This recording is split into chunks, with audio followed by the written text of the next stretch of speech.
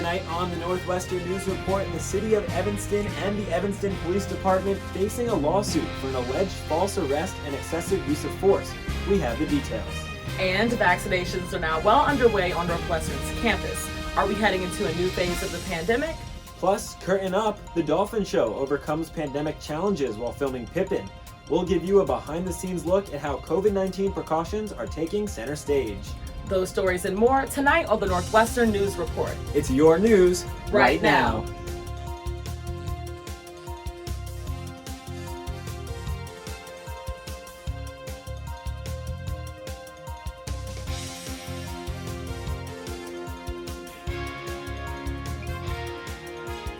Good evening and welcome to the Northwestern News Report. I'm Elizabeth Betts. And I'm Andrew Rowe, and let's get into the headlines. The city of Evanston and the Evanston Police Department are facing a federal lawsuit alleging false arrest and excessive force. NNN's Vanessa Kelson tells us more, and we do want to warn you, some of the footage may be hard to watch. Excuse me, 911, please. Please, because I'm about to die, y'all. Last week, an Evanston man filed a federal lawsuit against the city of Evanston and two Evanston police officers. Excuse me, bro. According to the legal complaint, in June 2018, Ronald Loudon was grilling here in this parking lot. Within 4.5 minutes of being approached by EPD officers, Loudon's attorney says he was handcuffed, tased twice, and driven face first into a cement curb, allegedly sustaining lifelong injuries. It's unconstitutional on every level. During the encounter, all recorded on body camera footage with no audio for the first 30 seconds acquired and reviewed in full by NNN, the officers do not appear to tell Loudon why they're arresting him. A partially redacted police report obtained by NNN says Loudon was arrested pursuant to an unlawful use of weapons investigation. There wasn't a call for service. There wasn't a warrant for Mr. Loudon's arrest. There was no criminal activity taking place. The city of Evanston declined to comment or interview with NNN due to the pending litigation of the case. Instead, the city referred NNN to a statement saying the police responded to a report of a man with a gun. The statement reads in part, quote, "Body camera video from the Evanston Police Department shows that Mr. Loudon refused to oblige officers' verbal requests and did not comply with subsequent verbal commands to step away from a vehicle where he had a loaded gun inside. He then resisted physical restraint. A loaded gun was found in Loudon's car. He was charged and pleaded guilty for being a felon in possession of a weapon. He was sentenced to 4 years in the Illinois Department of Corrections in 2019. They also tried to charge him with several charges, including resisting arrest and battery, and all of those charges were dismissed. On body cam footage, Loudon is seen dialing 911. I just want them to hear me. An EPD officer says he's acting, quote, erratic. Loudon's attorney says the officers knew Loudon from previous incidents and were aware of his bipolar schizophrenia. I think the officers had a personal vendetta against Mr. Loudon. Cups up, cups up. How can, in liberal, progressive Evanston, officers brutalize individuals? I am 100% pro-police. I am anti-police that violate the constitutional rights of Black and brown people in America. Vanessa Kelson, Northwestern News Network. Thanks, Vanessa. The Black House closed for renovation for the last 2 years. Now, Northwestern announces it will reopen in fall 2021. I spoke with students excited for what the future will bring. The Black House will officially open next fall, but university spokesperson Rochelle Ritchie says seniors graduating this spring will have the chance to tour the space. The renovation steering committee includes student voices.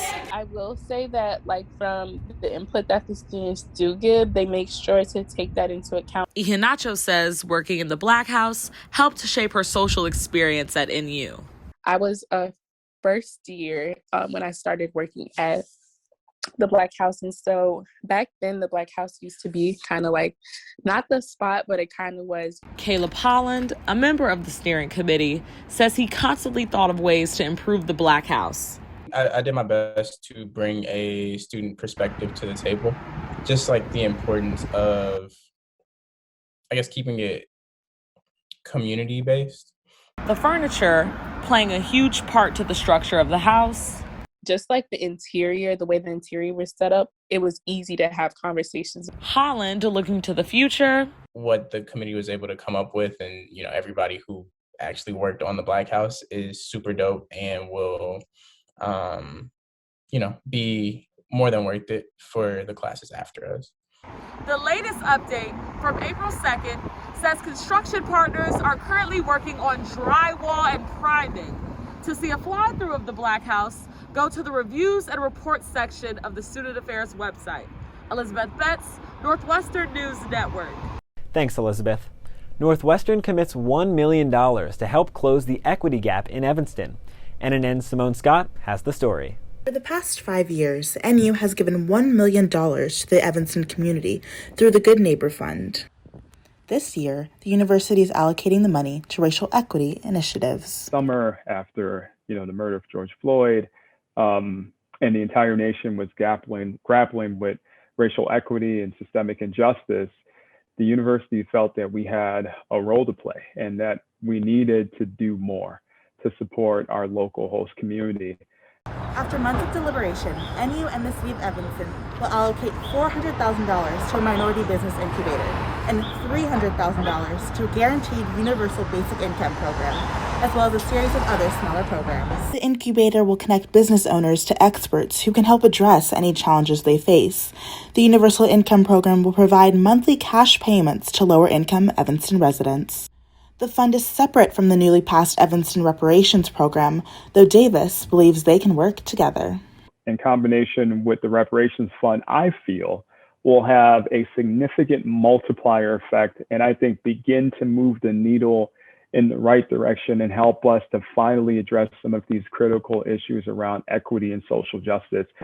The university and the City of Evanston see the Good Neighbor Racial Equity Fund as a first step in addressing racial inequity in Evanston. Simone Scott, Northwestern News Network. Thanks, Simone. In an emergency session on April 15th, NU Associated Student Government votes to postpone their upcoming election period for 2 weeks. This in the hopes that more students would apply to put their names on the ballot. But days after the vote to delay elections, all the candidates for president and vice president dropped out of the race. According to Donovan Cusick, SESP senator and the chair of the Election Commission, the move to delay the elections will give ASG more time to get students involved. We ultimately just want people to be involved, informed, and actually vote. So that's the biggest thing that we're pushing. Cusick says there will be 2 tickets on the ballot this week and encourages students to follow ASG on Instagram for updates. The voting period is April 29th to May 1st. Fossil-free Northwestern marching on Earth Day from Clark Street to the Jacobs Center. Students demanding the university divest from fossil fuel industries and reinvest in the community. NNN's Katrina Pham has the story. Roughly 60 students gathering and protesting for fossil-free Northwestern's Beyond Earth Day March. Their demands: abolition of university police and investment into Black, Brown, and Indigenous communities. With divestment comes reinvestment in communities and trying to repair the violence that Northwestern is built upon. NU appointing a new chief investment officer, Amy Falls, in February. Students call on her to lead the school in divesting from fossil fuels. If we divest our money, if we pull it out of those fossil fuel companies, they will be less able to operate and cause the harm that they're causing. But students feel the university doesn't hear them. The fact that they aren't even going to that step of listening to their students is kind of disgusting. The university board rejecting fossil-free NU's divestment proposal last year. As an institution, we're not even acknowledging that there's an issue. Today's political climate, a whirlwind, but students burning with passion for their future. Katrina Pham, Northwestern News Network. Similar protests took place on college campuses nationwide this week. Elizabeth? It's National Water Week, so we're taking a dive into water safety in Evanston. Many water service lines in our city are made of lead, but few Evanstonians take advantage of city programs to help fund replacements. What led to lead, and should Evanstonians lead the path to different pipes? If you check what material your water service lines are made of, steel yourself because there's a good chance if they're lead. Many Evanston homes were built before 1986 when lead pipes were commonplace. Know what's on your property. Lead level samples show that Evanston has low levels of lead, but doctors say there's no such thing as safe lead levels. We worry about lead primarily affecting the developing brain. The drinking water here is of a high quality. The city puts chemicals in the water pipes to reduce lead corrosion into drinking water. Well, it doesn't totally stop it, but it does reduce it significantly. The city of Evanston has a website that allows you to see what your water service line is made of. We use the website to find out that every house on this street has a water service line that's made of lead. The city can provide information, but I think each homeowner should be knowledgeable about what's in their house. Evanston offers programs like the Lead Service Replacement Loan Program. The program offers zero-interest loans to incentivize residents to replace their private lead water pipes. King says only about 7 households take part in the program per year, even though many more are eligible. Some folks just feel, hey, I've been in this house for 50 years, and they're not concerned with lead. Programs for Evanstonians who pipe up to send lead pipes down the drain.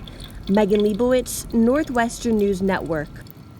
Dr. Benz says residents of homes with higher lead levels should run their water for 5 minutes before using it to get rid of water that's been sitting in lead pipes. Coming up, Northwestern students not throwing away their shot as the J&J vaccine is unpaused.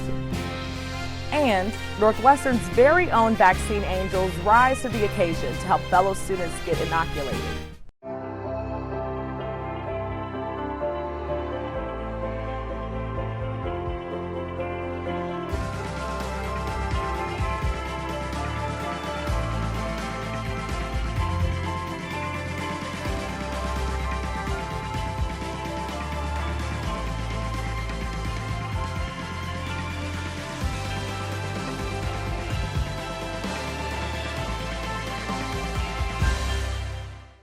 Welcome back to the Northwestern News Report. Vaccine distribution on campus expanding in the last week, with nearly 600 first doses of the Moderna shot administered over just 2 days. Here's NNN's Gabrielle Coriati. Northwestern reported 61 positive cases in the last 7 days, but Vice President of Operations Luke Fagora says 15 of those are people who tested positive at more than one testing facility. Fagora is hopeful that the numbers will start to decrease as the number of vaccinated students increases. The percentage of on-campus students who are in the course of vaccination is actually pretty high right now. All NU students in Evanston received an email to schedule a vaccine through Northwestern Medicine and given an on-campus option by the end of the week. We'll have kind of the option to get it through Northwestern Medicine on campus here at NU or at the City of Evanston site. Sophomore Marissa Gudinho is cautiously optimistic after getting her first dose on campus. I don't really know, really what getting the vaccine is going to be different for in my daily life. I think I still want to maintain precautions. Northwestern is waiting for guidance from the CDC before they make any definite calls on the future. What level of surveillance testing makes sense after people have been vaccinated? Should students still be required to do twice a week testing in the fall if they're all vaccinated? Probably not. Looking to next fall, Northwestern has yet to make a decision on whether or not they will require all students that are going to be on campus to be vaccinated. Many other schools have made that decision in the last couple of weeks that they will require it, but Northwestern was waiting for all students to have the ability to get vaccinated before they made that call. Thanks, Gabrielle. Fagora says the Johnson & Johnson vaccine is ideal for busy college students who don't want to have to worry about the logistics of setting up a time to go back for their second shot. The university should have more news soon on that vaccine now that it has been reinstated by the CDC and the FDA. Here's NNN's Julia Richardson. We're used to hearing about blood clots when people have them in their legs or their arms. This is happening in the drainage system of your brain. The pause stemmed from an association between the vaccine and the blood clots, but it has not been proven that they are linked. Doctors, when they see a case of something that they think is maybe associated with an intervention, they report that to CDC and FDA. But Feinberg professor Michael Eisen also says there is potential for bias. It's reporting from the provider. So it can be under biased because they may not think about it and not report it, but it can be over biased, particularly when there's a lot of press around a complication.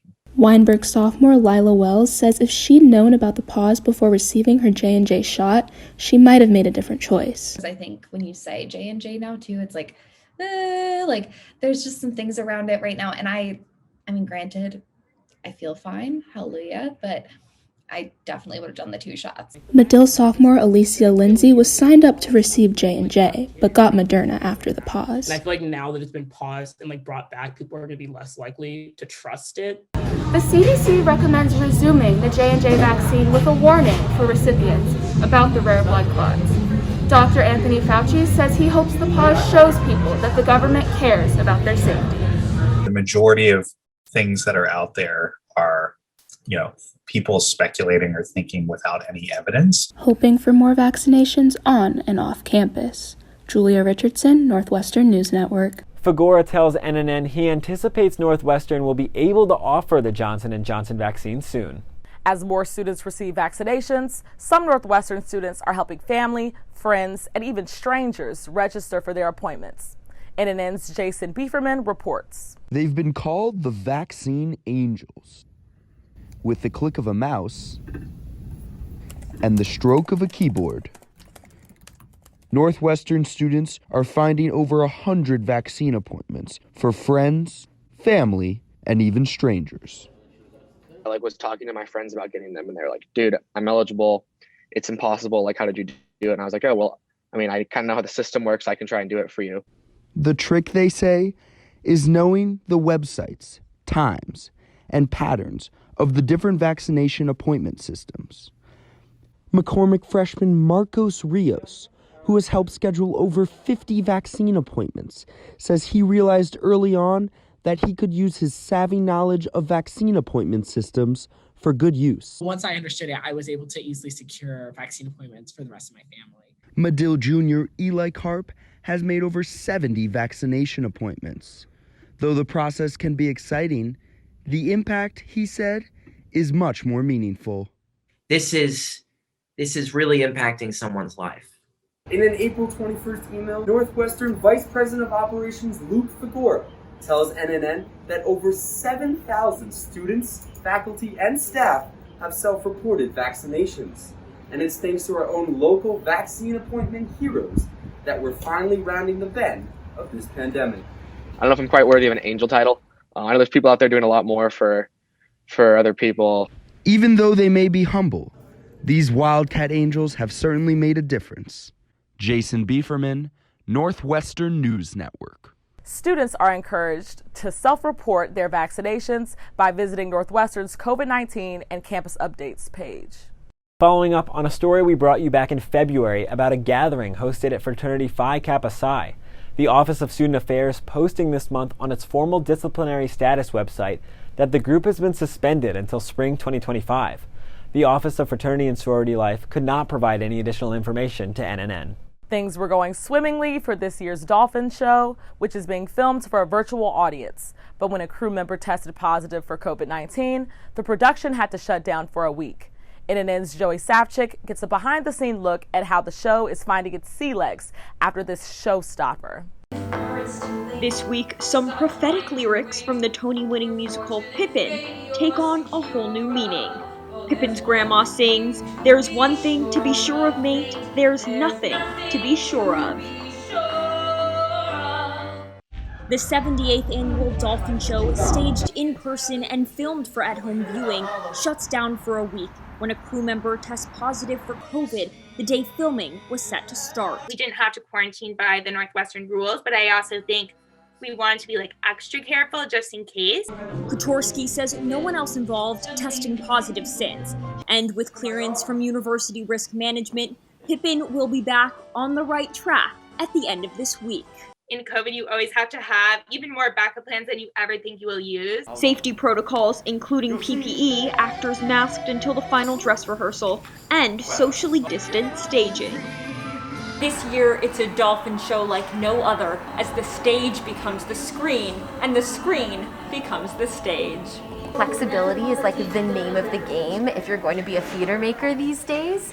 Director Mary Comey says Pippin perfectly reflects our times, as the musical reminds us to bask in life's simple joys. Even with the craziness of everything happening this year, if you strip everything away, people care about each other, and human connection is a real source of hope. Even during extraordinary days, the Pippin crew says they have magic to do, as soon as they can do it safely. Joey Safchik, Northwestern News Network. Producers say everyone on the team takes a rapid test before coming into the space every day. And even with the setback, you can still watch Pippin on May 28th and May 29th. Next up, I tell you how to protect yourself from email scams, which are being targeted at you, college students, and staff.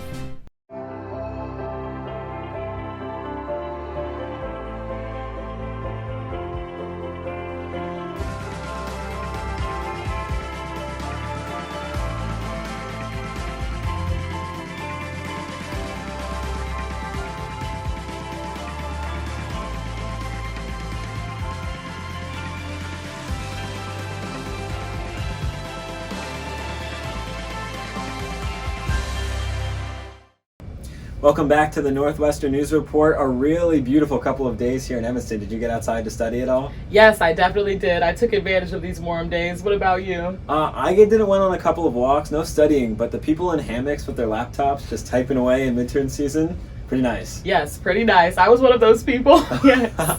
We're going to see if those days are going to continue. Michaela Denault is here now with your 7-day forecast. Thanks, Andrew. Well, at the beginning of the week, we had a lot of sunny skies, beautiful warm weather. We are expecting Wednesday and Thursday to have some scattered showers and some isolated thunderstorms, with highs in the low 60s and lows in the mid 40s. Through Friday and Saturday, we are having highs in the 60s again, and lows in the 50s, mid 40s as well, but we are having some sunny skies, so be sure, students, to go take some midterms outside, and be sure to take advantage of that fresh air while studying, going for a stroll. On Sunday, Wildcats, be sure to go downtown Evanston with some friends, or maybe even Chicago, because we are hitting 70s with highs and lows in the mid 50s. Wildcats, be sure to have a great weekend and just take advantage of this weather. Thanks, back to you. Thanks, Michaela. And you students are dispersed all around the world during this unusual year, but support for innovation transcends borders. 8 student initiatives received the Garage Opportunity Fund in its pilot year. Our Hannah Zhang has the latest. All over the world, people grew up watching Hollywood and Disney. But have you heard of Lucella, a 2019 Kenyan film, and The Exposition, a film channel created by NU sophomore Adala Mahulo from Kenya? Mahulo has always watched Western TV.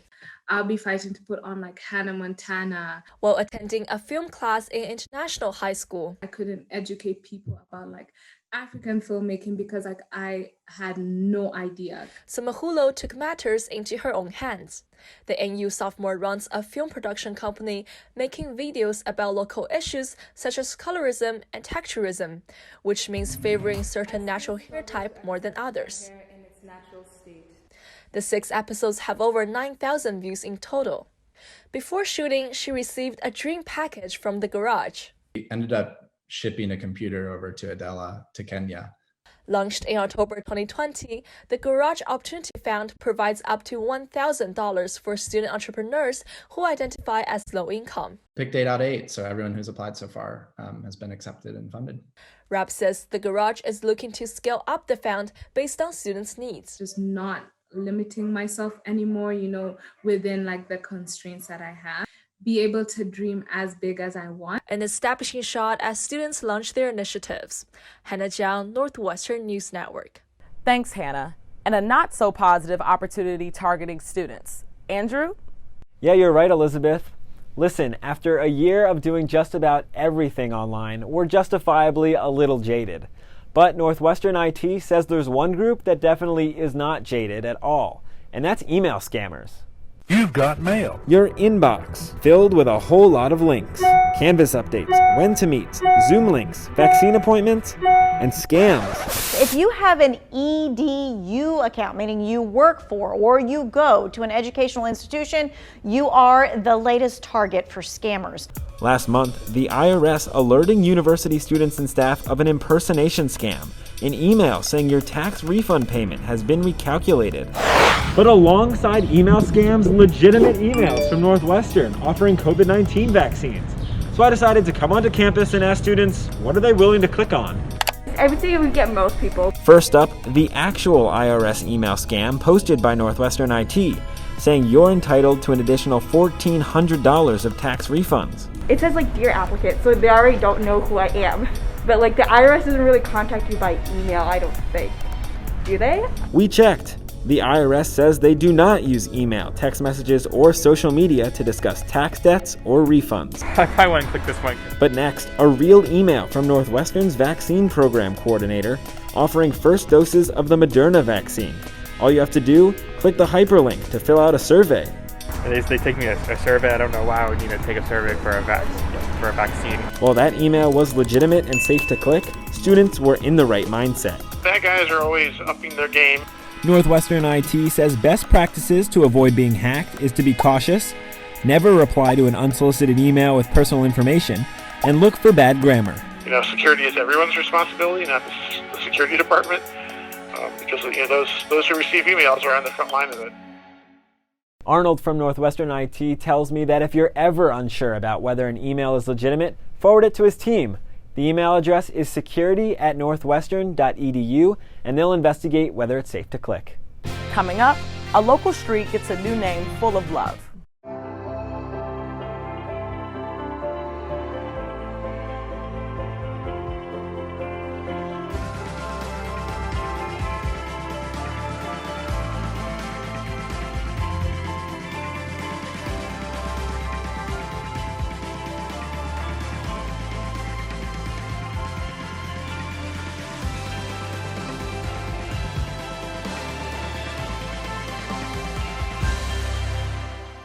Welcome back. Finally tonight, an Evanston community member fostering connections on the crosswalk. Now she's being recognized by Evanston City Council. NNN's Michaela Denault hits the street to tell us her story. Dorothy Head wanted an activity to keep her involved after working in Northwestern and promoting environmental advocacy. After her husband died in 2015, becoming a crossing guard changed Dorothy Head's life until she retired in December. She says, I step out of my door, and if I see you standing on the corner, I let her walk by herself because I know she's going to be safe when she crosses the street. It was so important to me. For 1 hour and 15 minutes in the morning and 45 minutes in the afternoon, Dorothy Head walked students across the street. She surprised Lizzie and came to her car parade for her birthday. So that was an extra special surprise. And she showed up with just a card and a gift because that is just the type of person she is, where she just goes above and beyond for everybody. Head knows all the children's names. Parents say she treated the crosswalk as more than just a job, thanking her for being like another grandma. She'll know that I'm angry or sulking, and she'll just give me a hug, and it just brightens up my day. The community saw a green light and an opportunity to give back. A street name change, Miss Dorothy Head Way. City council meeting, she was on screen, and you could see her wiping away the tears when she was hearing the really wonderful things people were saying about her. So it's a really special thing to be able to do for some of our residents who make an extra contribution to the community. Proving kindness can't be stopped. Michaela Denault, Northwestern News Network. Students and families tell Michaela that they're sad that they don't get to see Miss Dorothy every morning, but they're going to have an opportunity in the future to celebrate her impact with a street naming ceremony. That's such a lovely story, Andrew. I mean, it really warms my heart. It's great to see them celebrating everyday heroes in their community. Yes. Well, that's all the time we have for tonight. I'm Elizabeth Betts. And I'm Andrew Rowan. Be sure to check us out on social media. We're at NNN_news. Have a great night, and don't forget, get your 8 hours of sleep.